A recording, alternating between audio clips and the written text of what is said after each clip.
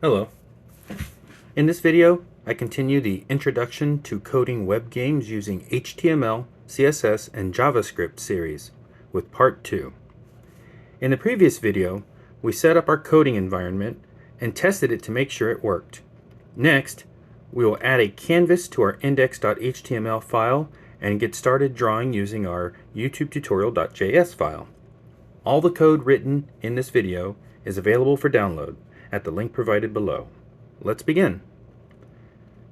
As you recall, we left our project in a state where we had a blue background, hello world was being served by the index.html file at this file path, and the it's me was being served by our JavaScript. We're going to replace this now with a canvas. So the first thing we're going to do is go ahead and erase our hello world and replace it with a new element. And that element has a tag name of canvas. So we're going to open and close canvas tags.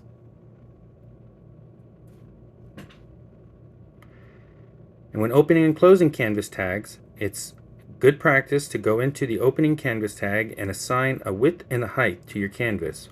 We're going to use a very easy to work with width of 500 pixels and height of 500 pixels. Oops. It's also a good idea to assign your canvas an ID so that you can go back and grab it later with your JavaScript. So we're going to go ahead and say ID is equal to canvas. You will notice that we're going to name everything that has to do with the canvas. So we'll save our HTML file, and now we will open up our youtubeTutorial.js file. And we're no longer going to grab the document.body.innerHTML and add to it it's me. So we can go ahead and comment this out.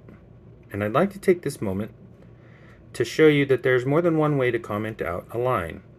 There is the classic double slash, which will comment out one single line of code. The next line will be red. Alternatively, you can type in a forward slash and an asterisk to start to start the comment out, and then at the end of the comment, you have to type in the opposite, which is an asterisk forward slash, and that ends the comment. So everything between those two strings, the forward slash and the unforward slash, will be commented out. Pardon me, I had a brain fart there for a second.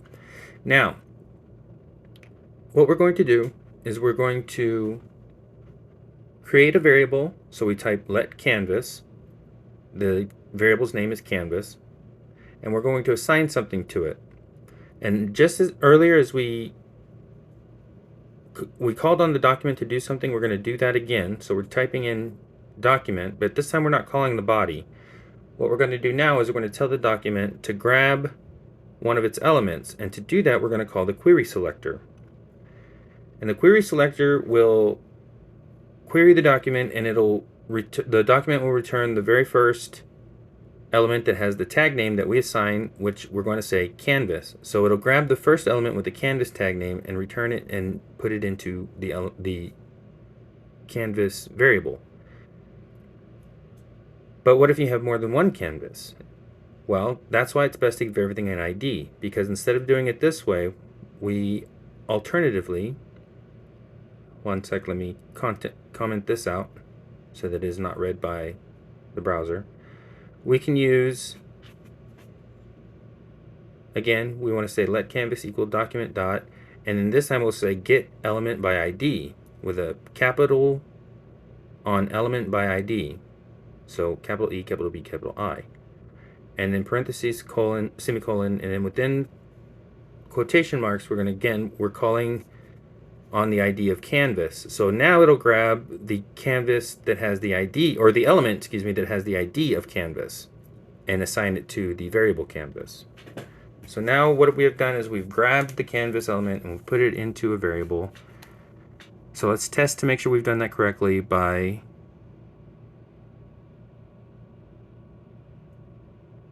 you guessed it, changing the background color. And then when you change an element style with JavaScript, first you have to call the element, so canvas. Then you have to call style, so canvas.style. And what style do we want to change? The background color. So we type it as thus, background color, but with a capital C. And we say canvas.style.background color is equal to yellow.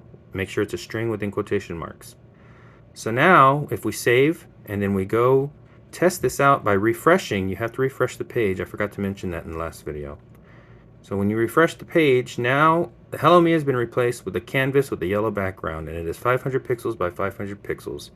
It's stuck it in the corner because we haven't actually told it where to put the canvas in relation to the HTML, the rest of the body, but it defaults to the corner up there. So now we know that this is working. You cannot immediately draw to a canvas though. You have to do something called getting the context. You have to assign the context of the canvas to a different variable. So underneath canvas, we're going to do the same thing. We're going to say let context, not let canvas. We're going to say let context equal, and then we're going to do something with the canvas to get the context. I'm going to comment this out for now, just so we don't confuse ourselves. I'm going to say let context equal, and then we're calling on the canvas to do something, not the canvas, the canvas. And we want the canvas to get context with a capital C. So canvas.getContext, parentheses, semicolon, and in parentheses we do quotations, and in the quotations we say 2D, because we want the 2D context, lowercase d. We can get a 3D context, and you can draw 3D pictures on an HTML canvas, but for this we're only doing 2D. So now we have a 2D context of our canvas. We can actually start drawing to the canvas. The first thing I'm going to do actually is I'm going to change the color.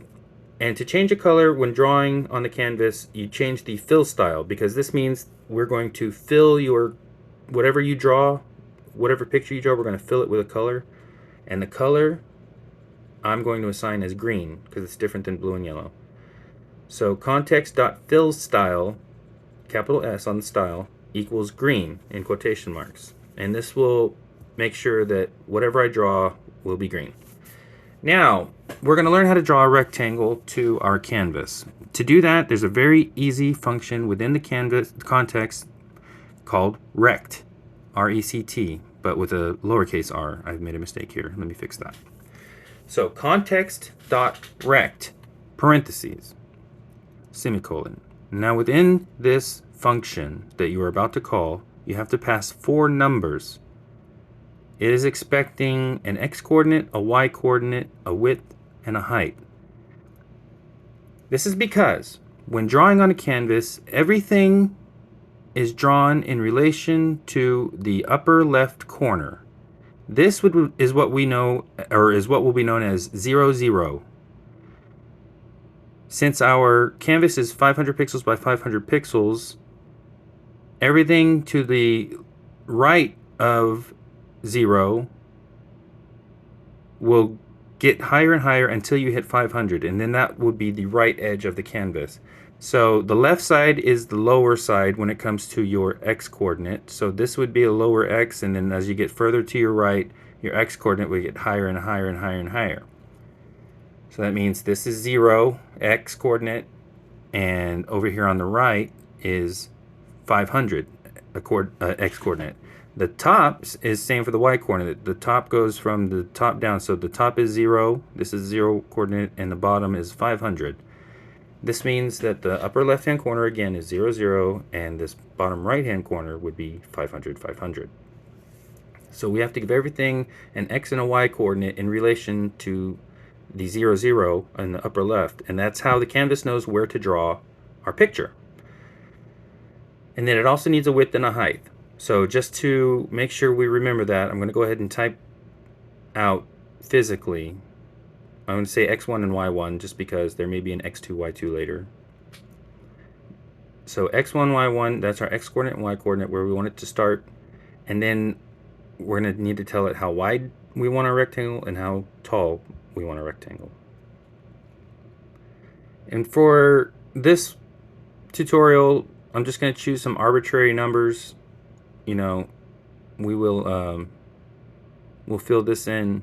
Let me copy paste. I copy pasted so that I can have the reference, and then just replace this with 1010. So that means an x coordinate of 10, a y coordinate of 10, a width of 100 pixels, and a height of 50 pixels. Now, pardon me, we're not actually drawing anything yet. We have just told the canvas where we want our rectangle and how big we want our rectangle and what color we want our rectangle. So we've told it up here in the corner about 10 pixels off of the x coordinate and off of the y coordinate. So that'll be in the corner here. And 100 pixels wide and 50 pixels tall. That's exactly where we want our green rectangle. That's what we've told it. Now we have to tell it to fill in that color. Since we have assigned the fill style, we now need to say context.fill and tell it actually fill it in with the color now. So fill, and then it's a function, so we call it by putting the parentheses like this. And I've momentarily forgotten the semicolon. I will go back and put that in a second. But what I've also forgotten is that before you ever begin drawing a shape, you want to give it the context.begin path at the very beginning before you start drawing anything, with a capital P, begin path, just like I've had it there. And then at the end, after you're finished drawing your shapes, but before you fill them or before you stroke them, which is something we'll get into later, before you fill them, after you've drawn them but before you fill them, is where you want to put your context.close path. So let me remove this so we don't get confused. And now we've begun the path, we've assigned the color, we've told it where and how big, and we've told it to fill it, and there it is. I commented out the yellow color just to focus right now on the making sure that this printed, but let me go back and let me put that back there so that we don't immediately drop our canvas. But trust me, the canvas is still there, but now look, our rectangle is also there. So let me uncomment this out so that it will now change the color back to yellow. Refresh, and there's our yellow canvas with our green rectangle at 10, 10, and it is 100 by 50. So, congratulations on completing part 2 of this series. Take time to play around with, experiment with the code that we've just written, try some different colors, or some different positions. In the next video, we will learn to draw a circle and add some gradient to our colors so they're not just flat. I hope to see you there.